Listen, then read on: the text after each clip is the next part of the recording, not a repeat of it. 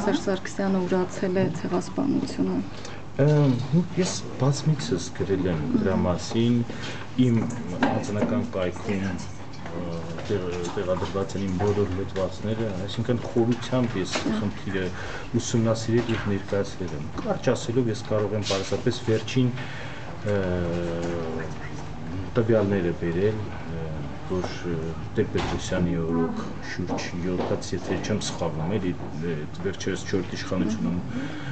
տպագրվեց 6-7 երկիր ընդունեց ճանաչեց ցեղասպանություն, Քոչարյանի իշխանության օրոք դրանից ավել, իսկ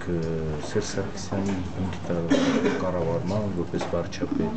այնուհետև այս պաշտոնում միայն մեկ երկիր է ճանաչել ցեղասպանությունը, որևէ երկրում գործընթաց չի նախաձեռնվել եւ այն արձանագրությունները, որ ստորագրեց եւ ներառվեցին պատմաբանների ենթահանձնաժողովի դրույթը, հնարավորություն է տալիս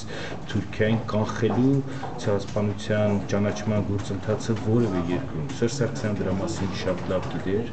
պարզապես այն ժամանակ, որպեսզի շահի միջազգային հանրության աջակցությունը ճնշելու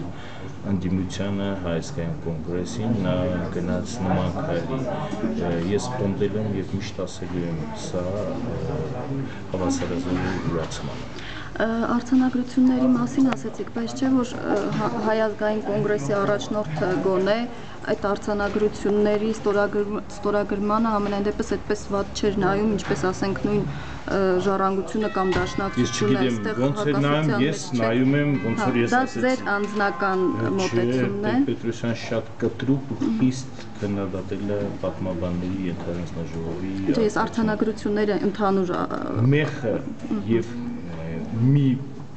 միակ բանալին